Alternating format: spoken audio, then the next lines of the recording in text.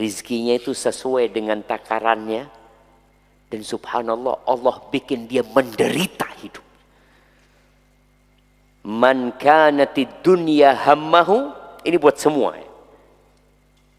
Barang siapa yang dunia ambisinya, ja'alallahu faqrahu baina ainaihi, Allah akan jadikan kefakiran di antara kedua matanya. Dia tidak akan pernah puas hidupnya dengan berapapun harta yang diberikan kepada dia. Wasyattata alaihi syamlah, urusannya dibuat berantakan sama Allah SWT. Kemudian walam ya'tihi minad dunya illa ma qaddara lahu. Dan dunia tidak akan datang kepada dia kecuali sesuai dengan takaran. Umpamanya rizkinya dia memang 10 juta, dia tetap dapat 10 juta, tapi Allah kasih penderitaan. Kemudian Allah kasih dia nggak puas dengan apa yang dia dapatkan. Maka ini yang perlu dihadirkan di dalam rumah tangga. Kemarin tatkala kita membahas bagaimana sikap istri dalam berumah tangga, salah satunya adalah bicara qanaah. Menerima sudah. Suamimu seperti itu, ya sudah, ini pujuku. Jadi buat sang suami sekarang, ya engkau punya masalah, engkau punya PR, ya bagaimana membuat istri qanaah. Ajak dia ke tempat orang-orang yang menderita. Ingatkan dia dengan tugas seorang ibu, seorang istri. Katakan, kalau engkau bekerja, apa yang terjadi? Anak-anak berantakan. Engkau juga gak bisa melayani aku. Di beberapa kondisi, ada perempuan kalau sudah mampu, itu gak mau nikah. Karena dia berpikir menikah itu sekedar untuk mendapatkan nafkah dari suami. Kalau aku udah mampu, buat apa aku nikah? Dia lupa bahwa syariat nikah ini bukan hanya agar wanita mendapatkan nafkah dari suami. Memang suami punya kewajiban memberikan nafkah. Tapi di situ ada syariat bagaimana kita menjaga mata, menjaga kemaluan. Di situ ada syariat yang berkaitan dengan menyempurnakan agama, memperbanyak keturunan. Tapi kadang-kala dipikir hanya urusan nafkah. Laki-laki semakin kaya, semakin banyak wanita yang mengejarnya. Tapi wanita semakin kaya, semakin banyak laki-laki yang takut. Wah, kepalanya gini-gini. Iya Ustaz, betul Ustaz ya. Betul ya. Kalau dikatakan ini Masya Allah, ini fulus, dokter, astagfirullah. Enggak Ustaz, ana cari yang lainnya. Kenapa? Kadang-kala tadi disebutkan, direndahkan suaminya. Apabila wanita itu tidak bertakwa. Tapi kalau wanita itu bertakwa, seperti Khadijah radhiyallahu taala anha, Nabi menikah alaihi salatu wassalam. Beliau nggak punya apa-apa. Yang punya harta Khadijah. Apakah pernah Khadijah mengungkit-ungkit kebaikannya? Sama sekali. Bahkan hartanya digunakan untuk dakwah Nabi Sallallahu Alaihi Wasallam. Jadi mungkin sang suami tadi waktu nikah salah pilih. Bisa jadi Ustaz. Terus gimana? Ya diopeni. Diopeni Ustaz. Diopeni. Jangan diganti ya Ustaz. Jangan berpikir untuk ganti ya. Boleh jadi gantinya lebih buruk dari Ya, itu. bisa jadi Ustaz. Nah. Cuma PR itu harus dilaksanakan suami dengan hikmah ya. Tidak dengan marah-marah. Kadang-kala suami merasa dihinakan, akhirnya dia kondisi rumah jadi berantakan ya. Karena ada orang yang ingin membunuh tikus di rumahnya, tapi rumahnya dibakar. Wis, tak obong aja. Biar mati tikusnya. Ibu, tikusnya betul mati. Terus setelah itu, kok habis rumah anak, jangan sampai. Barakallahu fikum. Nah. Wafikum barakallah, Masya Allah penjelasan yang sangat luar biasa ya. Sangat jelas insya Allah bagi kita yang mungkin memiliki permasalahan yang sama, semoga menjadi solusi ya. Baik jamaah sekalian, kita lanjut ke pertanyaan berikutnya. Assalamualaikum, izin bertanya Ustadz. Salam. Saya pernah lihat pengajian Ustadz di YouTube bahwa seorang perempuan yang tidak lagi dinafkahi oleh suaminya, dia boleh keluar rumah tanpa seizin suaminya. Dan dia boleh bekerja. Dan dia tidak termasuk istri yang durhaka. Bagaimana dengan seorang perempuan tersebut kalau dia bekerja sebagai tour leader dalam perjalanan umroh yang berangkatnya tanpa ditemani dengan mahram? Boleh atau tidak Ustaz? Boleh bekerjanya. Iya, boleh bekerjanya sebagai tour leader tadi Ustaz, Naam. yang berangkatnya tanpa mahram Ustaz. Nah. Iya. Yang pertama berkaitan nafkah ya. Banyak suami menikah tanpa punya persiapan yang cukup. Persiapan yang berkaitan dengan ilmu, dengan mental, kemudian dengan harta mungkin.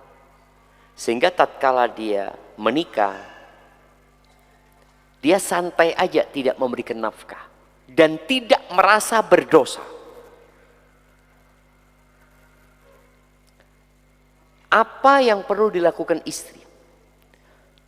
Istri punya dua pilihan. Meninggalkan suaminya, mengajukan fasakh, karena suamiku nggak bisa ngasih nafkah sama aku. Atau dia bersabar, tetap bersama suaminya. Ketika dia bersabar dengan suaminya, ada beberapa yang bisa dia lakukan. Ini kalau kita lihat penjelasan dalam madhab Syafi'i ya. Yang pertama, dia bisa tetap melayani suami. Tapi pelayanan yang dia berikan kepada suaminya, dia hitung sebagai sedekah. Dia bekerja mungkin, dia mungkin punya warisan, dia makan bersama di rumah sama suaminya, maka dihitung sedekah sama suami. Dengan harapan suaminya berubah umpamanya. Karena suami yang tidak memberikan nafkah ini kondisinya dua. Bakhil atau kondisinya memang sulit secara ekonomi. Dan dalam dua kondisi ini sang istri boleh minta fasakh. Bukan khulu. Kalau khulu dia ngembalikan mahar lagi nanti ya. Enggak. Nikahnya dibubarkan. Dan kalau bicara fasakh ya harus ke pengadilan gitu. Jadi karena kenapa? Fasakh ada sebabnya. Suami tidak memberikan nafkah. Karena apa nggak memberikan nafkah? Dia nggak bisa kerja. Dia sakit. Umpamanya. Diranjang doang. Sedangkan anak seharusnya mendapatkan nafkah. Boleh nggak zaman sekarang? Suami istri, tahu-tahu suaminya sakit, kemudian suami tidak bisa memberikan nafkah, boleh nggak istri meninggalkan suami? Boleh. Boleh. Boleh. Tidak setia. Kadang-kadang dalam rumah tangga itu yang dibicarakan adalah hak dan kewajiban. Tapi kalau kita bicara adab, kita bicara cinta, ada istri-istri yang akan tetap menemani suaminya. Kalau suaminya baik. Tapi kalau suaminya memang tidak baik, kemudian tahu-tahu dia sakit, ya lumpuh. Bang, selamat tinggal bang ya, besok anak ke pengadilan. Man yazra' yahsud. Barang siapa yang menanam, dia akan menuai. Kalau suami ini menanam kebaikan terus sama istrinya, insya Allah sang istri nggak akan tinggalkan suaminya. Tapi kalau yang dia tanam keburukan, ya selesai. Ketika sang suami, selama ini istri bertahan karena suaminya yang ngasih nafkah. Tapi ketika suami nggak bisa ngasih nafkah, ya selamat tinggal. Kan ada perempuan-perempuan yang bertahan karena hal itu, ada. Tapi kembali kepada pertanyaan tadi. Jadi pilihannya sekarang dia bisa berpisah atau dia tetap bersama suaminya. bersama suaminya, dia memberikan pelayanan, dia punya harta, dia makan. Ini pilihan pertama dan itu akan jadi pahala buat dia. Pilihan kedua, dia tetap bersama suaminya, tapi dia menghitung nafkah yang dia keluarkan sebagai hutang. Karena ini memang kewajiban suami. Jadi umpamanya sebulan butuh 5 juta, sang istri mungkin bekerja, kemudian dapat 5 juta, dia makan bersama suaminya, bayar listrik, bayar sekolah anak, macam-macam. Kemudian nanti tatkala suaminya dapat warisan umpamanya, bang, 2 tahun. Oh, anak pikir ikhlas anjir. Enggak, sodakoh, anak sama orang lain aja. Umpamanya seperti itu, nggak ada masalah. Ini bicara hak dan kewajiban. Pilihan yang ketiga, yang pertanyaan tadi. Sang istri keluar dari rumah, tinggal di rumah orang tuanya. Atau dia pergi kemana. Nggak harus di rumah suami. Dengan dia keluar, selesai. Dia kan nggak makan nafkah dari suami. Suami nggak dosa juga, tidak memberikan nafkah. Karena istrinya pergi, mungkin bekerja di mana, atau dia kembali kepada orang tuanya. Sehingga tatkala sang istri melakukan itu tidak dikatakan durhaka. Masa nggak durhaka istri kayak gitu? Suaminya yang durhaka, tidak memberikan nafkah. Kalau suaminya sengaja.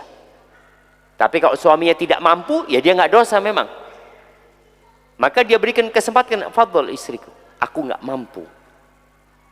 Engkau mau apa? Engkau punya pilihan tadi. Engkau tetap bersamaku, ahlan wa sahlan. Engkau mau keluar, bekerja, sampai mungkin aku punya kemampuan. Kalau aku punya kemampuan nanti aku telepon. Istriku, alhamdulillah aku sudah bisa kasih nafkah, engkau balik ke rumah. Nggak ada masalah. Dan sang istri harus balik. Ketika sang suami sudah bisa memberikan nafkah, mau nggak mau istri harus balik. Bicara pekerjaannya, ya pekerjaannya harus yang halal. Kadangkala pekerjaannya sebenarnya halal, Ustaz. Tapi di situ ada masalah. Menjadi tour leader itu halal apa enggak? Halal sebenarnya. Cuma dosanya itu berkaitan dengan dia safar tanpa mahram. Masalahnya kan di sana. Jadi itu aja masalahnya. Perlu disampaikan.